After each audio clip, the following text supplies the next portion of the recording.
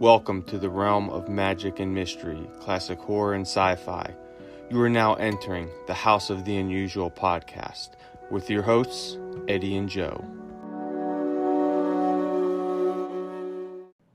Welcome all you cool ghouls and friendly fiends. It's the House of the Unusual podcast. I'm your host, Joe Pavlansky, coming to you from an undisclosed location.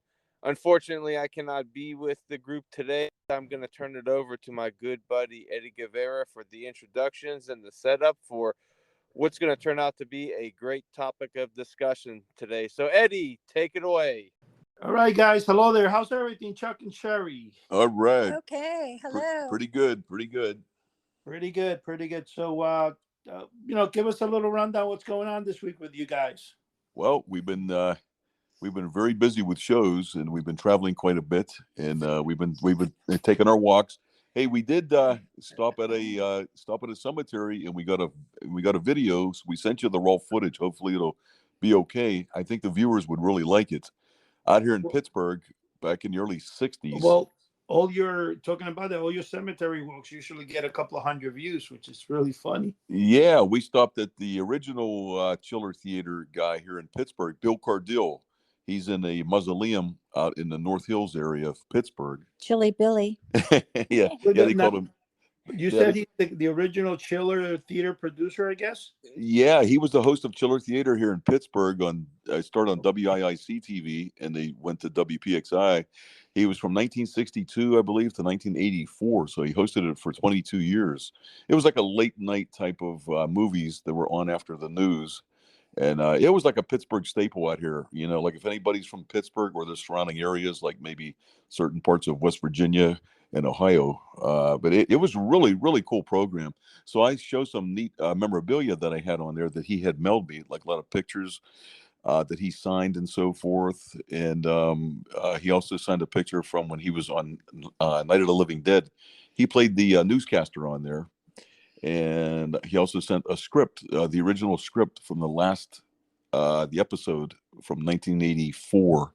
And it's like really cool. It's a signed script and so forth. So you guys will see this when you see the video. It's about 6 or 7 minutes long. Yeah, about that. Yeah. And how'd you like it, Cheri? Did you have fun doing it? I had a blast. Yeah. And, and let me ask you, so when you guys did it, it's kind of funny though, because I think I saw some of the video and you can hear it, which is so funny. I was surprised that you had such an echo inside the mausoleum. You would think, being that it's, a really quiet place in there. Oh, you get an echo, but I guess it's because of the high ceilings, maybe, you think? Oh, yeah, it was very high. Yeah, very, very high. Bill Cardille's way up on top, too. He's like just below the ceiling. And they were going to have a funeral that was coming in. The guy said, you have to leave in about 10 minutes. So we were strapped for time. So we just... Wow. Yeah, we just finished up and we just left then because we had to move our car and everything. We lucked up. We got there. Perfect timing. Mm-hmm. We filmed it and it went very well.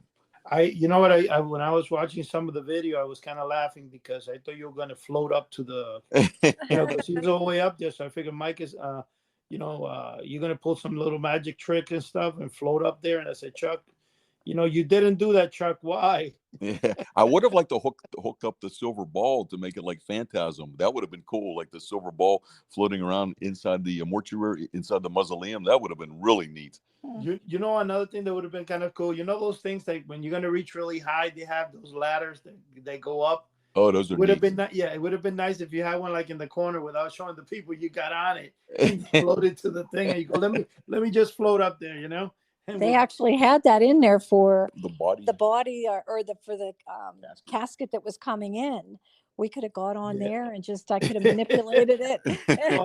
They would have thrown you out of there quicker. Yeah, definitely. Yeah, it was like a big scissor jack. It looked like a big scissor jack. Yeah, that's pretty cool. That's exactly what they are. One thing about those things, though, it was kind of funny, though. I'm surprised they do make the mausoleum so high up like that. Mm-hmm. I mean, I could just imagine how hard it must be to get the coffin to slip it in there all the way from the bottom, Yeah. Oh, absolutely. Yeah. So, and those scissor things aren't really that wide. So no. I'm wondering how in the world they do it, unless they put it on the scissor thing and then through the bottom, they kind of guide it and then push it in there. You know what I'm saying? Like they could put the coffin on the scissor thing, lay it across, lift it up there. Hopefully that doesn't fall. You know, they go very careful. Then they'll turn the scissor thing around, you know, and then just kind of slip the coffin in the hole. And then once they have it in the hole, like halfway, they bring the scissor thing down. Then they get Oh up, yeah. they go push it by hand. I just don't know how the heck they would even do it. I mean, No, I know. And then they got the plate to put on. That's a big granite plate. well, yeah, but the plate, the scissor thing lets a person stand there and then take the big granite thing with them out. Yeah, that is pretty kind of crazy because it is a very small thing. And I'm actually kind of curious. If I would have been you, Chuck, I would have stuck around just to see how it's done, and then you could have told the crowd, man. Yeah, true. yeah, that is neat. Yeah, but it was really weird. We got there and we just had enough time to do it, and it was rainy and windy and cold. It's been very cold here in Pittsburgh. I don't know what it's like where you are, No. but it's been nasty. Well, let me bring a little story what's happened in my side. On Friday, it was chiller time again. So, you know, chiller was exciting. This time I was trying to get into there with a table, but I made the mistake of calling Kevin, the guy that puts it together, a little early. I called him like in the beginning of April. Oh And yeah. I guess it gets to the point where he just shuts off his phone, you know. He doesn't answer the mobile phone during the month. And I think he did tell me, he goes, hey, next time don't call me like 3 weeks before chiller. And so I said, okay. But the thing that's interesting though is he was really excited about giving me a table next time and stuff. And you know, we spoke a little. But one thing that was when we got to the show, now the day was fine, you know, everything was cool. We get to the show, we had dinner, we parked. One of my friends always gets a room over there, so we were able to go to his room way before the show even began. And you know, so we were there. I think I got there, if I'm correct, around 3:30, and the show started at 6. But since I know Kevin and stuff, I was given access 5 p.m. Not because you know I got the tickets, the early bird tickets, whatever they call them, and we got in there. So when we started going around, I did a little bit of filming, which I'm going to post today, including the stuff, Chuck, that you even told me that I'm going to post the stuff that I came across because I got a couple of nice little buys. Oh, And, nice. yeah, and when I was there, it starts raining. Now, the funny thing about it, I've been already chillers twice a year. They do the April show and they do the October show. Okay. And for some crazy reason, and this is so funny, it has been raining the last 7 shows, 7, 8 shows. Wow. It doesn't matter when it is, it always rains. Sometimes hard, sometimes. Now, yesterday, between Friday and Sunday, we had so much rain that 3 days here nonstop that there was a lot of flooding in a lot of areas. And this I thought was kind of funny. And this is where I say God wanted to protect my collection. I praise God for that. And I go, Jesus, thank you. Honestly, yeah. I'll Wow. tell you why. My collection was in my daughter's house for about 5 years. Yeah. Yeah. And again, and I said this is very interesting because back in 1995, and I always said this, in 1995, one of the things that happened when I had a 5-alarm fire in my storage facility, my collection, you know, everything got burned. I mean, I had 4 bins, and I believe, I lost 2 bins. Oh They my. were up in the 3rd floor. And the other 2 bins, one was in the 2nd floor, which the wall collapsed inside. And somebody actually went into one of the drawers that I had to install about 20 or 30 Johnson Smith catalogs from me, including my 6-foot King Kong poster that Joe recently acquired one, actually. And I was able to get the poster back. And, you know, the Johnson Smith catalogs, obviously, I didn't get them again. Yeah. I do have like another 40 of them left, or 30. I still do have a lot of them. But, you know, bringing that to the thing is that the stuff that was important to me, like the 7-foot ghost and all that stuff, I had it. Because, I mean, this storage facility it had like 20, 30 feet ceiling in the bottom because it was an old warehouse. Oh yeah. So they put these bins that were 5 feet by 5 feet square. Of course, the top of the bin was open, which was ironic, you know, and it was made of steel. So you had to get this push ladder, and the ladder, no kidding, was like 15 feet, 16 feet high. Oh wow. And you would roll it over on wheels. It's like the ones you see in Home Depot, the real large ones. Oh yeah, yeah. Okay, Sure. so you roll it over. Now, When I'm saying a ladder, it's a ladder that's kind of like it has hands in both sides, like handles. You're walking up like regular steps in a building. So you had this big giant ladder with wheels attached, all steel, and you roll it up to the bin, and you will go all the way up there, and that's how you were able to take things out of the bin. When I went up there, everything. Now this is a 5-alarm fire, but everything important to me: the 7-foot ghost, the 7-foot Frankenstein and Bodie, the skeleton, and some Aurora kits, they all survived the fire. Wow. Now, the things on the second floor, which I had in the second floor, was mostly stock from the store that I had, store stock, Franco-American novelty stuff. That's why I have so much of that stuff. And S.S. Adams stuff. They survived. But, man, to this day, you take a whiff of them and they still smell a little bit like smoke. Yeah, I was just going to ask you that, but that smell. Yeah, you can't get that smell out of there. You know what? And the funny thing about it, though, is like I say, you can't, because I was opening to do an unboxing, which I did about a year or two ago, I think it was. And the unboxing I did, when I opened up, I forgot, one of the Frank American things I was looking, I'm like, man, my little clothes, the little office I had, the smell just protruded out of the thing. And I'm like, what the heck? That was 1995. So, we're talking many, many years ago. 20 some years. Yeah. Yeah. And it still has. Now, the other thing I was going to say about that, the reason I mentioned that thing is that for some reason, God just preserved the important things. And in my daughter's house yesterday and the day before, they had such a flood in the basement. Oh, really? Wow. Yeah, my daughter, and this is after my son-in-law has put thousands of dollars into it. When I left there, he redid the whole thing. He even actually made that part that I was in a little higher than the front part. And thank God for that. The water didn't actually go in there, but the front part, when I was there, I didn't have anything higher. Everything was down on the floor. The water was coming in through like the foundation, like a crack in the foundation or something. And they had to mop and mop. So the point I'm trying to say is that if my daughter goes, if you would have still been here. Yeah. Right. Yeah. The thing would have been, a lot of your stuff would have been destroyed. And the other thing that's funny about it is that every time water would have come in, which did happen to me 3 occasions, but not in the amount that came in this time. My stuff, and my daughter says, it's kind of funny. It looks like something's protecting your collection, because she actually said, God is protecting, because it went in about half a foot. And it didn't do anything. It stopped at the rug that you had in the entrance. Wow. Is that amazing? And the rugs, the rug sucked up whatever water was coming. I mean, it was soaking wet, but it didn't go into any of my stuff. Wow. But getting to the point, Chuck and Cheri, actually, that stuff, all the collection, and when you look at this stuff, I recently, in the storage facility, when I'm in, with all the rain that was coming, I had bought a few things. So it was kind of hard dodging the rain and chiller and trying to go underneath. Thank God the hotel had those entrances where they have a canopy.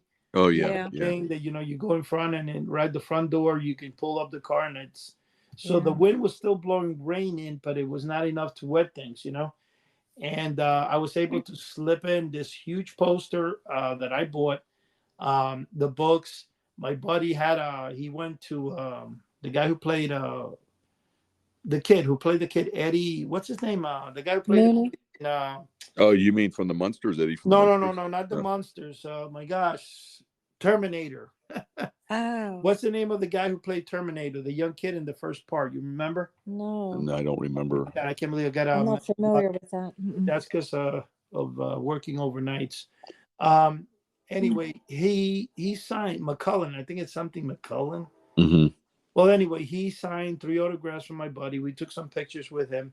My friend took Jim Gray. He took like 3 posters. I think if I'm correct, that kid did a movie or 2 also, a couple of movies. And my buddy had him sign the posters. And his wife, I said to her, "My God, you look familiar." And then I realized she's an actress. When she showed me her picture in the top, I realized that her picture is from that Lifetime channel. Yeah. Oh, wow. Cheri watches that all the time. Yeah, well, the thing with Lifetime is my wife watches it religiously. I think that, I don't know, Cheri, if you remember, there was one particular one that they did. what was it called? Bad Girl or something like that. There was a lady that was married, and I think one of the girls came in. She was a maid or something for her, and then she wanted like to kill her to stay with the husband. Does that make it? Do you remember which one I'm talking about? Oh, there's been so many different movies like that, Oh my like gosh! The Nanny or The Maid. The maid, Yeah. the maid. I think it was the maid. You remember the blonde girl? There was a blonde. No. Oh yeah, Okay. there was a blonde girl in that one movie. Remember, she come in and she The started. Maid? I think so. Started Yes. causing trouble. Yeah, Maybe causing trouble. so. That's the actress. If I'm correct, Oh. yeah, I think it was her. I think it was the maid, or I'm almost positive it was that, but she was the actress. And then because of that, I said to her, you kind of look familiar. And she goes, yeah. And then, but she was such a nice person. And I said to myself, man, she sure portrays a better person than in the show. But it was a great experience. There was a lot of vendors, and what I liked the most was the fact that that when we were going around, there were so many people that were really kind of friendly, and the fact we went in an hour earlier, we were able to get a lot of the stuff with no problems. But Oh, other that's than good. that, Chuck, what other things have been going on? How are the magic shows doing? I And then tell you what, yeah, May is crazy. I mean, I'm actually turning these things down. I don't have anybody to pass them to. See, there was an elderly gentleman for years I'd passed it to. He was pretty good. He was an old club magician, from the old stage clubs there, time, all the local things in Pittsburgh from many years ago. So he was very competent. His name was Tony Polito, who was a very good friend of mine. He passed away about 3 years ago. So I don't have anybody to pass these things to that I trust. So I just have been turning them down. I can't do all of them. I mean, it's just too much, which is a nice thing to have. That's a nice problem to have. It's a blessing. Yeah, I'm thankful. Yep. But it's just so I'm not taking any more from May at all. I mean, I want to have some fun too. So We'll try to go to Kennywood. yeah, we're going to try to go to Kennywood Park, the local theme park out here in Pittsburgh. We want to do a videotape of that Sal, Yeah, laughing Sal. yeah, we want to get Laughing Sal on video, man. Yeah, they moved her from where the train was into where the Penny Arcade is now. So we haven't been there in years. This will be a nice treat. Yeah, it'll be a nice treat. We got discounted tickets because it's expensive now. Really? And what's the name of what is it? What is it called? Kennywood. Kennywood Park. That's right. Chuck mentions it a lot. Yep. You know that to be honest with you, I wonder if Coney Island still has its Laughing Cell. That's a good question. I'm kind of curious on it because I know if you go to the one in New Jersey, which is Kingsburg Amusement Park, they do have most of the original stuff. I mean, it's an old park, but you can go in. And when I got married years ago, 40 years ago, obviously, I used to go there with my kids, when they were young. And they still have most of the same video games, which is surprising. And they still have the Tower of Terror. Ooh. Now, the Tower of Terror, for people that don't know, it's a video game that actually it looks like a skeleton. It's got a skeleton, and it's about 7 feet tall and about maybe 3 feet wide, and it has two handles in the bottom where the skeletons are kind of like holding the handle, the image of the skeleton. Yeah, you're supposed to hold on to the handle, and it vibrates in such a quick way that it feels like electricity. And the idea is to hold on to it as much as you can, and until the thing goes like, and it looks like it's electrocuting you, and it gets to the top, and then smoke comes out of the. That is so cool. Yeah, I'm familiar with that. And Kennywood had one with Uncle Fester too. Yeah, no, that's called the Uncle Fester. They're both made actually by a company called Bromley, Bromley. Mm-hmm. And I tried to purchase one 20, 30 years ago, actually. Oh. And they were going at the time for like $6,000, but I was saying, what about used, whatever? Mm-hmm. And the funny thing is, the guy goes to me I did call the company Bromley, and he says, trust me, you wouldn't want it. And I said, why? He says, because they always have to repair the vibrating unit, Oh, yeah. And he goes, that's over $1,500. And he says, they break very quickly. They break very quickly. Yeah. So the thing that's kind of funny, I don't know how they still have it over there in Kingsburg, but the guy in Kingsburg who owns the thing always said to me that no matter how much I offer, nope, I'm not selling it. Sorry, I'm not. So I'm thinking in my mind right now as I'm talking to you, I wonder if he will be up to sell it today, you know? Yeah, you never know. I tell you Um, what, those are so cool. I'm familiar with it, and I'm kind of obsessed with Laughing Cell. That's I don't know. I just really like that thing. She was made. I think we mentioned this before. She was made by the Philadelphia Toboggan Company Mm. back in the 30s and maybe the early 40s. And she's like 6'10". She's just under 7 foot tall, so she's huge. She's larger than life. And so I can't wait to get this on video. It would be kind of cool. Mm-hmm. you know what, Chuck? The whole thing is, I would be honest with you. I would say that, and I have it. I remember that I actually, we talked about it and stuff, and I told you that it's been in my thing for a while. But I personally, I don't know. There's something about the laughing cell that it's there, but I wasn't really too in. That's the only thing that kind of me and you don't Yeah, agree. we don't see we don't see Yeah. yeah that Yep. I don't know, that thing just scared the crap out of me, man. Yeah, when I It was was when you were young, right? Or was that last year? no, it was last year. No, it was when I was a kid, but Yeah. I don't know, just that face on her, man, with the gap teeth and I don't know, just that face scared The me. face. Yeah, Yeah. freckles on her face and stuff. Just I don't wow, know. and she's so big. There was a guy version too. I can't remember the name right now. I read about it, but there Laughing Al. Laughing L. I don't know. Maybe maybe it was, I don't know. but there was a guy version too. I can't remember the name right now. But if you want I to look, think at Coney Island they call it the Laughing Lady. it could be. Yeah, Yeah, I the don't think they call it Sal. Uh, Laughing no, Lady. no, yeah, they don't call her. They don't call her the what is. They do call her, right, the laughing lady, I believe. You're right Yeah. on that, Coney Hmm. Island. Yeah. Because and one thing I'm going to say is, you know what, the reason I probably didn't like her, I'll tell you what, Chuck, because all you could do is just watch her. Yeah, You yeah. didn't do anything. It's not like No, I it's love not. the It's not like an interactive type of right, thing. the fortune telling machines that you put in. You got the little card, and I think for that reason I gravitated more to that. Yeah, I Um, love you know what? I love the voice on her too. I forget who recorded that. I had the statistics. I can't remember, but it was like it was back in the very first ones. They would change the records. It Hmm. was like 78 LPMs, and they would actually hire a kid and hit go there like every 45 minutes and actually put the records back on a stack. Oh wow. That was back in the, I guess, in the 20s. I Huh. mean, but that voice, oh man, it's creepy. I got a little tidbit for you. Who did? See if you remember.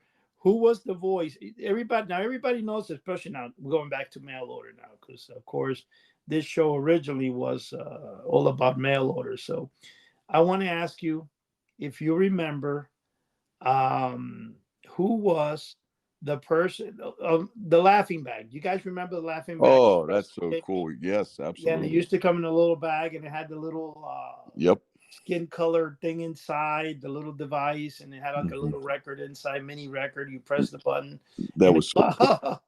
well, the funny thing about that, and it's in fact, you know what, Chuck, this is a good one, because it so happens that as we speak, I actually had one, because my mom asked me to send her one, and I want to see if you remember this. Hold on. You see, that's I got the wrong bag. That's cool. That's called the bullshit bag. Oh yeah, Oh I my. remember that. I remember that. Yeah, but I was looking through some of them, and I was seeing all the oldest ones I have. But this is it. Watch.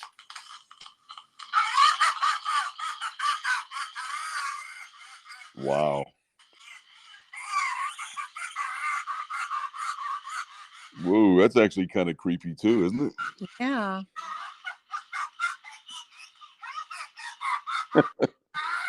See, see how creepy that is? Now the funny thing about it, you can actually speed it up to go a little faster. Oh But yeah.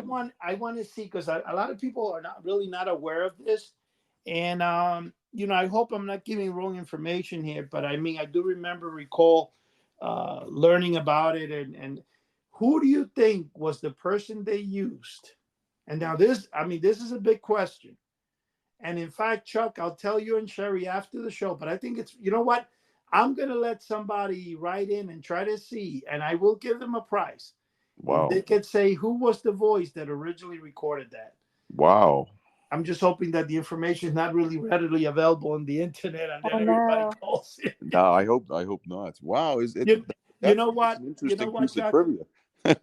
I think I'm going to let you guys guess because you have actually interacted with the person in your life, the person that actually has that, who they recorded the voice from. Wow. I could give you another quick clue. I was going to say a surprise, but I know people might look it up and then it might be available online. So that's kind of not fair, you know. Cheri, Yeah. you knew the person very well. Wow. My sister? Wow.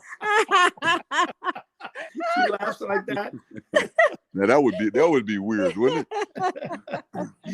Oh, It did kind of sound like her a little bit. Hey, now watch it. Sound like me, actually. Oh, I knew you them still, very well. well, tell you what, you were a nurse for the person. Oh, the Riddler. Exactly. Frank Yeah. Ocean Oh, was the Riddler. that was original. it was Gorshin. Gorshin. Frank Yeah. Gorshin. Yes. Now, if you speed up the laugh a little more, which you need a Okay. screwdriver to do, you can basically hear was his voice. And if you watch any old Batman where he's laughing, you can Yeah. see it is the voice. But like I said, you have to play it. But I read that a long, long time ago. I think back in the 80s and stuff. And I said, that's the Wow. Riddler. And it was kind of funny because they did use, I believe they used Frank Ocean in the first recording of Pointer Products, used them. Mm-hmm. Mm-hmm. And because that's not a Pointer Product thing, but I think it was, they were going to put it out. Apparently they didn't. And then it was put up by a company called J. Rue, I think it was. Let me see, because the bullshit bag I have here is actually called the laughing bag I have. They were called Rico. It was made in Japan, and it's Oh wow. RICO. Okay. Now I recently sold one of the bullshit bags for $90, man. Wow. I still have, believe it or not, I still have about maybe 6 or 7 of each of them. This is old store stock. And Wow. I was looking because my mom was looking for the bag. She used to like the bag because I had one as a kid. And then I also found another one that's orange that uses a D-size battery. Those are the really large battery. The orange bag I have has a little kid in the front that says Labs. And then I also have one like the one in Mail Order Mysteries. Mm-hmm. That's really, but those are like the really old bags. Oh, I mean, it's the same device inside, different. It's made by the same company, only different eras. And they all have, the little record where you could hear when you press the button, it kind of restarts the record. Yeah. And it's a little tiny record. Believe it or not, there were some of them that you could actually replace the record on them. Ooh, that would be. Wow. I think, I don't know why, I think I have one. I came across it because I started buying devices back in the 80s and stuff, and stuff like that. But let me ask you this question, Chuck. As a kid, when you did you buy a lot of magic tricks? I mean, not magic tricks, novelties. Yeah, a decent amount. Like I talked about before. I was quite the sucker. I mean, I'd get disappointed, then I'd buy more stuff, and my mom would tell me, "Stop buying that junk." I would cash in pop bottles. I would cut grass, mow lawns, and I'd make an order, and I'd keep mailing things in and buying things. Yeah. So your answer would be yes. Wow. Hey, I was kind of actually looking up. I can't believe it.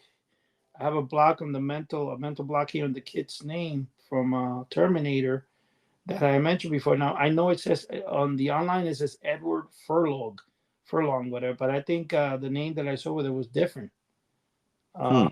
Yeah, I can't think of it either. Is it the first Terminator? Yeah, I guess it's the first one. She's checking it up online right now. Yeah, see, it says Edward Furlong, but that's not the guy in Chile that we got. I mean, that is him. I could see his face, but I wonder if he uses a different name for his. I mean, that's kind of crazy that I don't. That's very interesting. I don't know. Maybe the kid was an imposter. Look up because I can't do the fact that I'm not in the. I'm trying to look, but I'm using the phone and I have it on airplane mode. Make sure that no calls come in and hurt our podcast. Look up Chiller Cast, April Chiller Cast, and try to see if you see it there, Cheri. April. That would be April Chiller Theater Cast. Yeah, April Chiller Theater Cast. And I'm just kind of curious because now it's killing me. But anyway, guys, I have a topic while Cheri looks that up. It came out in the paper yesterday in the New York Post, and I thought it was very interesting. And the title of it is "For Decades, UFO Obsessives Demands to Be Taken." Let me start that again. I'm sorry. For decades, UFO demands to be taken seriously, but science, in other words, UFO obsessiveness demands for UFOs should be taken serious, but science and politics have now made it impossible to believe that flying saucers truly exist. Now, the column, a 2-page spread, which I'm going to actually make a copy of and put it on the forum. Okay. What it says, and I read it, is that because of all the technology we have, all the satellite stuff we have, has basically kind of proven that there's no such thing as flying saucers. And that the flying saucers that we do get are like the balloons from China, right? Which is called. So apparently what's happening is that, I mean, it's a great article. You have to read it now. Everybody, if they hear me kind of my voice going in and out, is I did work last night. I'm on not too many hours of sleep, so I'm kind of like disoriented a little. But that's what happens when you attend Chiller twice a year and you have a collection like mine. you kind of grow a little nutty afterwards, I guess. But they're saying here, Chuck, that basically like, for example, one part here says the U.S. Navy above recovers remnants of the infamous Chinese spy balloon left in February of South Carolina.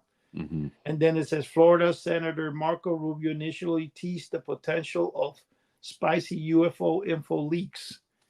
And, he said that there were the New Mexico town of Roswell, a.k.a. is the UFO capital of the America, I guess, the biggest UFO right area.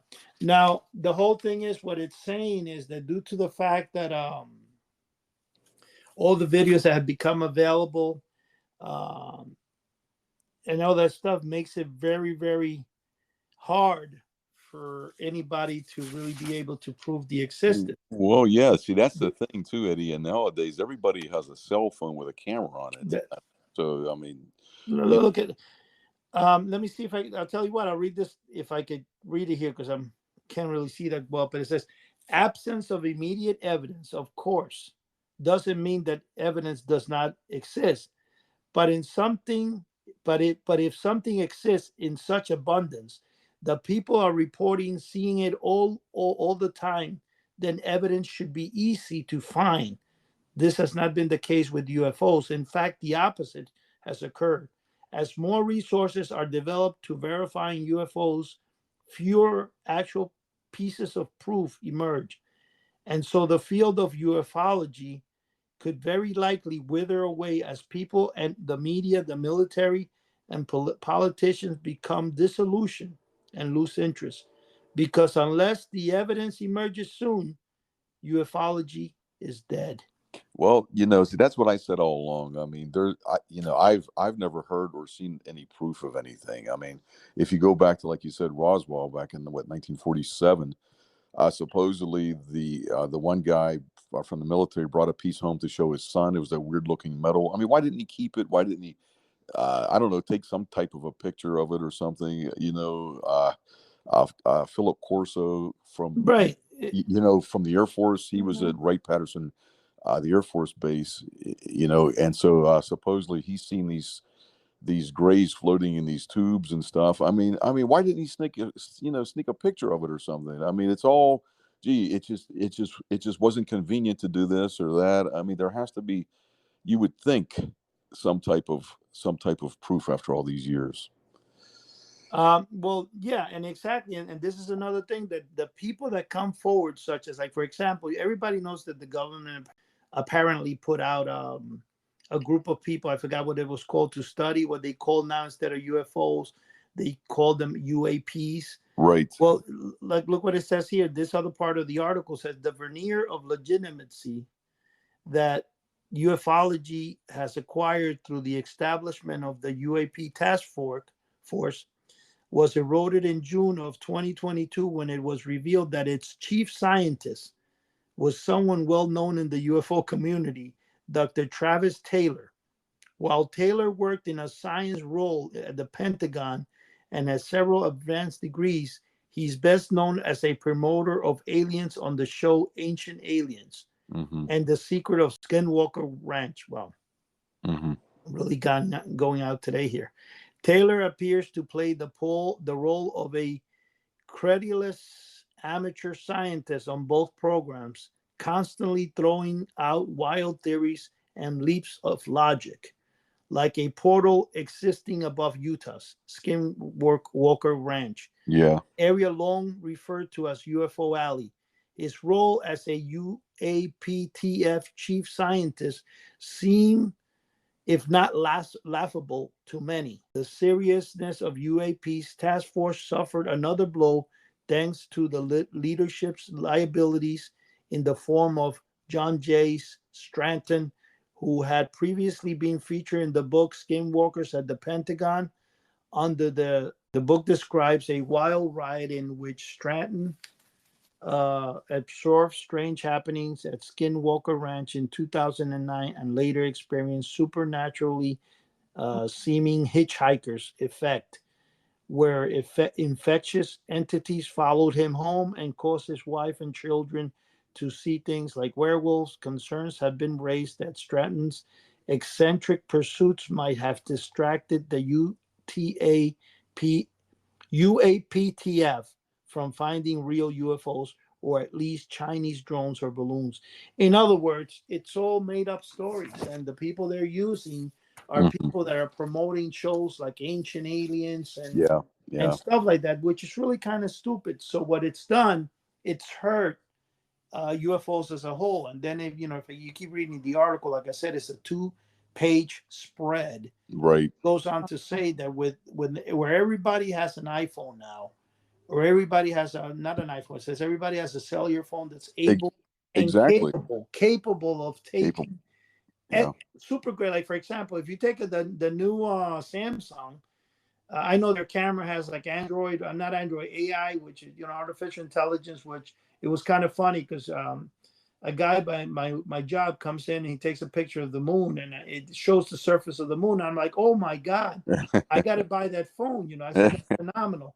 Then I find out about a week later that it actually has AI technology where what it does, it takes a picture of the moon and then it corrects it based on what it's supposed to look like. Right. It's not a real picture of the moon, basically. But I wouldn't be surprised if they're going to start putting UFO pictures in. So when you take a picture of the sky, the UFO appears. Yeah. That's already an app, believe it or not. It's been an app for like 10 years. Really? And, but I'm saying that's now more possible for it to happen, because I remember using the app in the early days, and I took a couple of pictures of flying saucers going around the Empire State Building.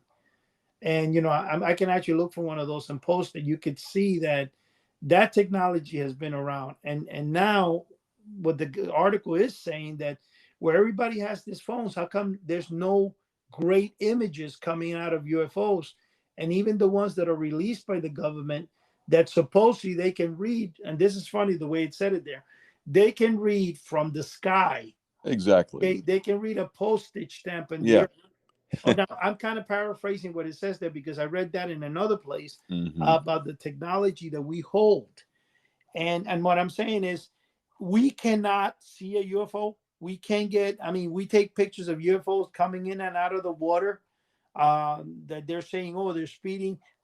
And then these pictures are being taken from billion-dollar, airplanes. Yeah. And you're going to tell me that you're going to see a black and white grainy little thing? Yeah, I know. You know what I'm saying? It's that's exactly what I've been saying all along, Eddie. And you mentioned about the Ancient Aliens. You know what? I've watched that program for quite a few years, and it's it's only for the simple reason that I like to see these ancient civilizations and so forth, like Pumapunku and all these weird structures and stuff like that. but they do come up with some of the most outlandish things. I mean, it's just unbelievable. Like Giorgio Tsakis and a few of those guys.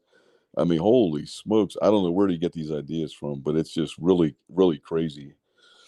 I guess you pronounce his name better than I do, Kasakis, whatever. But Yeah, yeah, but you know what, Chuck? Back in the I think in 1972, 73, I bought a couple of books called Ancient Aliens. I still have them. They were paperbacks, and you know I was very young, but obviously I bought them. Whatever. I read some of it, but it threw me off as being a bunch of hogwash. You know, like, are you kidding me? yeah. And this gets me a lot to the point that, like, people won't accept God, people won't believe in God, but yet they're able to believe in that we were visited from another planet. Exactly. I mean, I mean, it's not, I mean, I know people would say, well, God is ridiculous. Well, are you kidding me?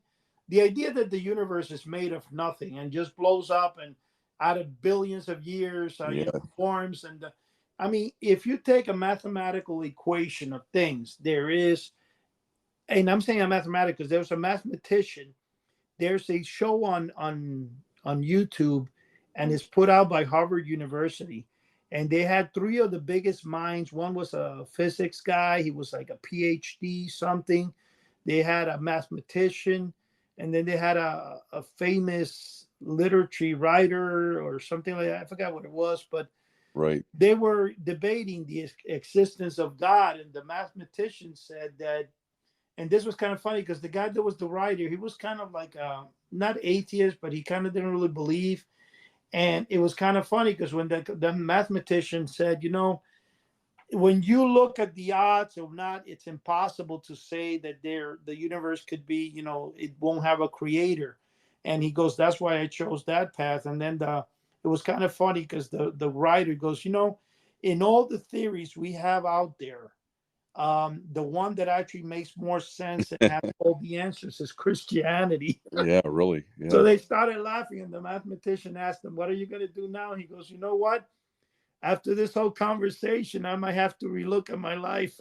Yeah, that's But wild. I thought it was really funny. But I love watching those shows because, like I said, right now I am talking. I am a little out of it. I've had a long day yesterday with a double, and you know, when you come home at 8 o'clock in the morning and then you're going to do a podcast at 3, and lack of sleep is not gold great there. So, but what I wanted to mention, and one thing I'm going to say is one of my favorite things to watch all the time is anything on YouTube, anything on television that has a lot of, you know, things that deal with knowledge, like Harvard University, when they put out their, you know, not seminars, but they put out their speed, their talking shows, and Right. you know, their recordings and stuff. I always love to hear people that are really bright like that, and it's fun to hear their point of view on many things. And you know, guys, again, a lot of people out there love UFOs. I love UFOs. All my life, I, gosh, I probably bought 5 copies of a book that came out in the early '70s, How to Build a Flying Saucer, when all other amateurs have failed, something like that. And that book sells today between $40, $50 whenever it comes out. I have like 6, 7 copies. Yeah. And the reason for it is because I love watching, I mean, growing up watching Lost in Space, which was my favorite show, Star Trek. Oh, absolutely. We all grew up on that cool stuff. Yeah. Yeah, it is. You know, Star Trek, Chuck, I don't know if this happened to you, but I didn't really like Star Trek as a kid. I kind of just didn't care for it. And when I got married, I spent about 2 years every single day watching it on Channel 11. And me, my wife, and my brother-in-law, because my brother-in-law used to stay with my wife because when I got married, I started working the night shift. I mean, I was only 18 years old, and my wife was 22, actually 21 going on 22. And she would stay home. So I had her brother, who was about 12 years old at the time, stayed with her. And when I used to come home, right before I went to work each night, we would watch at 9 p.m., I think it was, on Channel 11, Star Trek. And I got so much into that show, it was crazy. And I'm like, Oh, yeah. gosh, I grew up, and this show is phenomenal. Oh, yeah. But the point is, when you grow up watching Lost in Space, the first thing a little kid wants to do is 2 things: become an astronaut, which every young kid, most, believe it or not, if you Google it, a lot of young kids in the late 60s, early 70s their dream was to become an astronaut. Oh, absolutely. And my thing was fueled by two parts. One, watching Lost in Space. You know, you think it's a great thing, the planets, and you get excited. And the other thing was I Dream of Jeannie. Yeah, yeah. You know, everybody was an astronaut, and most shows, a lot of shows, always had to deal with NASA. So the UFO thing was big, and flying saucers, and you know, they actually the word flying saucer, I think, was more used in the early '70s. Hmm. UFO. But the point is, you know what, Chuck? We like things, we like toys, but it doesn't mean that because we like GI Joe, especially Joe, who's an avid. I mean, according to what he's mentioned in past shows, is GI Joe was his life. Oh, yeah. And you know what? They just don't come to life. It's always a game. You know, it's always fun. True. So, Hey, but not to break the subject, Cheri found some things on the Terminator. Cheri, you want to? Oh, yeah.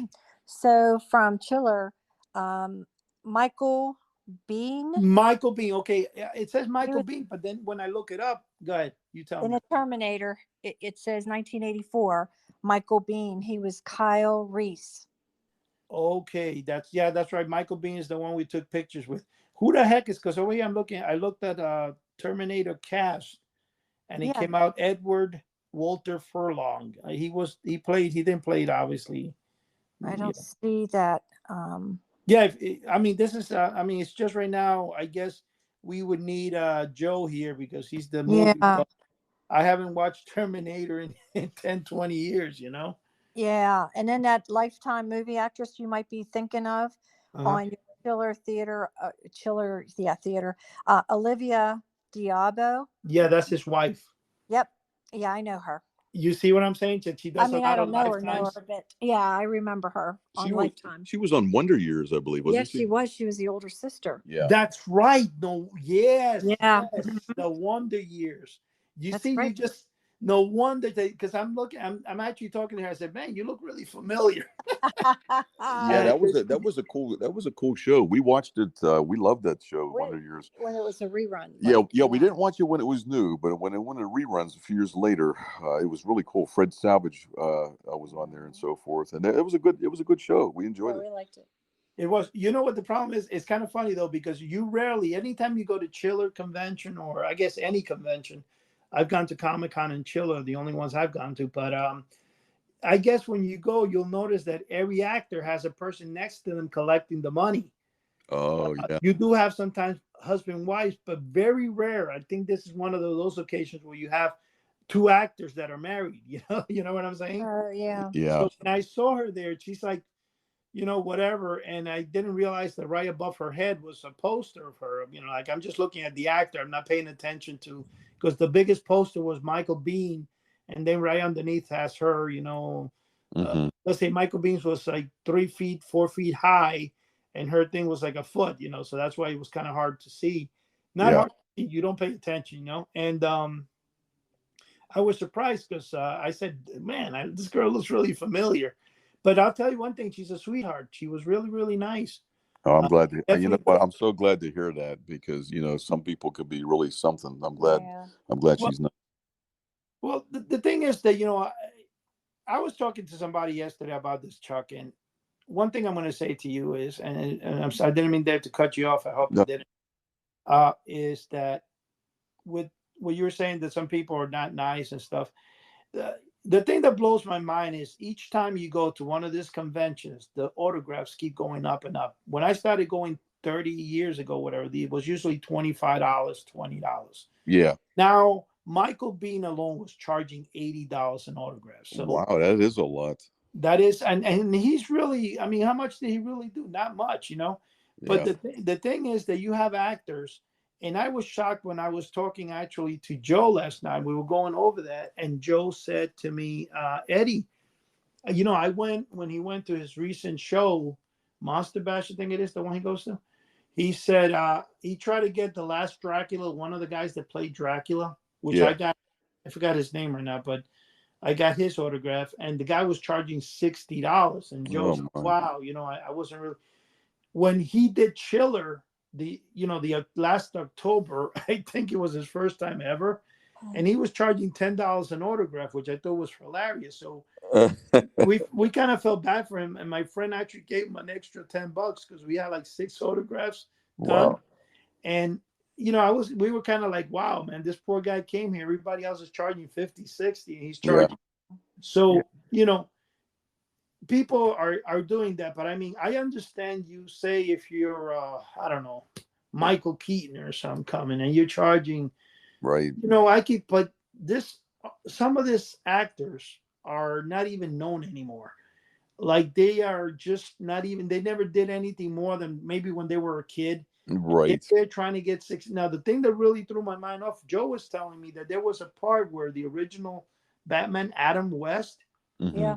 was charging, I think, for a photo op with him next to the Batmobile, $150. Wow. And that was years ago. That was years ago. And it also threw me back that Priscilla Presley was there. Now, I got her autograph, I don't know, about 7-8 years ago. And at that time, I did pay $75. I had her sign me and my buddy had her signed, what was it? It was something, a wedding album of her and Elvis.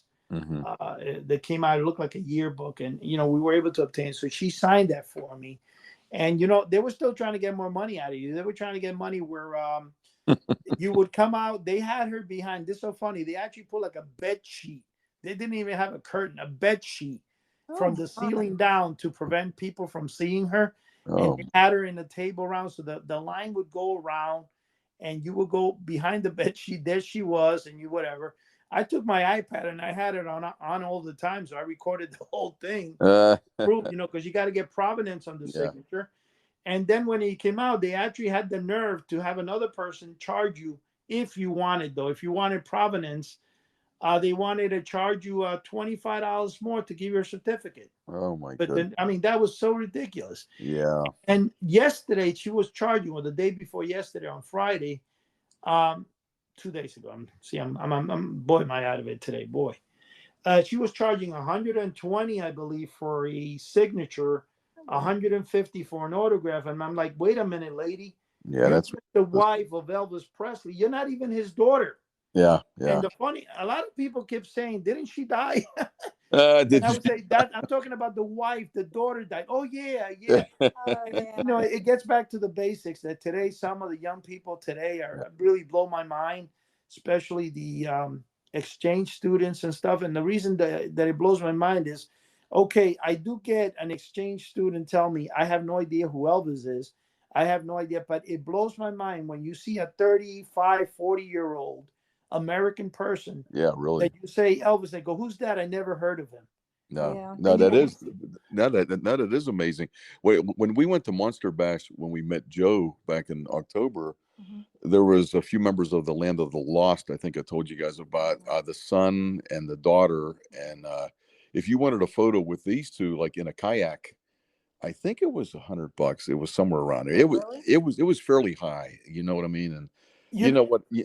I always liked the show, Eddie. I liked it. I didn't love it. You know what I mean? I said, no, that's okay. I'm gonna pass on. The thing is, when you do anything like that, like for example, with Adam West and Burt Ward, right? I go up to them. I go, how much are the autographs? And he was charging, I don't know why not 100, because normally he says $80. Yeah. And I said, okay, if I get the autograph, and the funny thing is, I got one from him, but I bought it on eBay. I didn't actually get one to let him sign it. It was years ago, like 10, 15 years ago. And I paid, I think it was like $25 for the actual autograph with the CO and everything on it. Right. Now, he's charging, the thing that really threw me off is if I'm giving you, no, okay, it wasn't 80, it was $75. I'm sorry. The thing that threw me off is when I said to him, now Burt Ward was right next to him. In fact, it's funny because I heard they didn't really get along in real life, and they're sitting, and it was kind of funny because instead of the 6-foot table being, diagonal, it was kind of horizontal. It was not horizontal. It was like vertically inside. They're both sitting facing each other like little school kids. I thought that was kind of funny. Now I know Burt Ward was a little on the heavy side. He wasn't that thin, but I asked him, and Burt Ward just say hi. And I said hi to Adam West, and I said, can I get it signed? I want this. And he goes, well, I have to personalize it. I mean, what do you mean personalize it? oh yeah, we can only do that. And I said, well, that's kind of ridiculous. I mean, how about I'm not going to resell it. I just want to, he goes, no, I'm sorry. I wish I could. And I'm like, okay, thank you. I just walked away. Yeah. Right. It's a So shame it all. It's a shame it all comes down to money. Yeah, You, it's you know, it is, but you know what it is? It's also a shame that if you are paying, they're going to personalize it because they don't want you to resell it. You they know? don't want you to resell it. Yeah, that I think is really baloney. And then when we went to Julie Newmar next to them, I asked her. She was such a gracious person. Yeah. At first, she was only charging 50. She wasn't charging the 75 those two were charging. And we said, can I get 5 photos for, let's say, 200? And she said, yes. Can you do this? She signed just the way we asked. And then that's when the lady started yelling at her that Oh she my. shouldn't be doing it. And that's when I had to step in and get a little loud with the lady and say, you know, if you do this again, I'm going to call security. I'm her witness here. You're harassing. And then the lady kind of backed off a little. But the whole thing is that Wow. Julie Newmar was a sweetheart. She, you know, I gave her a hug. She hugged me back. She was really, and she said, thank you. One thing about her though is I would give her 100 if I had to, you know. Yeah. But when you get people and let me tell you, I don't know how I even got it. This was in the beginning of Chiller. I got Spock and Captain Kirk. What's his name? Shatner. Yeah, William Shatner. Oh my God, I lost. I forgot his name. William Shatner and Leonard Nimoy. I got their autograph back in, I don't know, early 90s when I started attending. Yeah. And back then it was only, I believe, if I recall, it was $50 to get the autograph for the two of them. But you know, that's okay. But you know, you have people today, and let me tell you, and this is what gets me, and this is what me and Joe had mentioned. It's bad enough, it's, you know, that they're charging so much, but the reason they're doing it is because people are standing in line to pay it. Yeah, exactly. And which, you know, Priscilla had a line that went around the corner of the hotel corridor, and it turned to the other corner. And they were calling people by name, next, you know. Yeah, you know what? If people wouldn't pay that high price, you'd drop that price. It would drop very quickly. And I got to tell you nothing, just the same thing Joe told me. Adam West is charging to take a picture with him next to the Batmobile, $150. He said there was a line there that went around. Oh, the Walking Dead was in Chiller Theater a year and a half ago. They've always been there. They go back and forth every time. But the one guy, the blonde guy, the main guy from the cast, was there, and this blew my mind. He was charging $125, I think, for $200 for a photo op, all this stuff. Mm-hmm. He had a line, Chuck, that went into the corridor, out the door. Oh my goodness! Around the building parking lot. Oh my! And I was like, I thought it was the people going into Chiller. You thought they're going in? There's a lot of people going in. When I go, there were 2 lines. One was Chiller, the other was this guy. And I said, wow. So I passed by, I saw him signing, you know. I actually grabbed him with my camera on video. But then they kind of locked the door because I guess I went in at 5, so he still had the door open. So I didn't get too close to him. I just got, you know, with the doors open, he's in the room, and I saw him. I videoed and I kept going. This is the shocking part. 3 days later, because I went to that Chiller for the 3rd day, the line was still around the corner outside. Oh my goodness! And I said, this guy actually generated, I don't know, $500,000 in cash, I think, or more that day. Oh yeah. And you know what? He makes more than enough acting in Walking Dead, you know. Yeah, people were paying it, Chuck. Hey, Chuck, we have less than 30 seconds, so let's wrap it up. I want to thank really quick everybody out there that's listening. Please stay tuned. You know, because this show is each and every week. Unfortunately, Joe could not be here with us today. He had a meeting over his job and he was stuck. So we will be back together again next week. And like I said, this show airs every Thursday morning or Wednesday midnight to Thursday, 12 a.m. Tune into the website, YouTube channel. Chuck's got the upcoming cemetery walk there. Which I'm sure is going to make a lot of hits like always. And I'm going to be putting some shows myself. And we're hoping Cheri will soon do her Sea Monkey updates. Having said that, everybody, thank you. Good night and God bless. All right. Good night. Bye. God bless.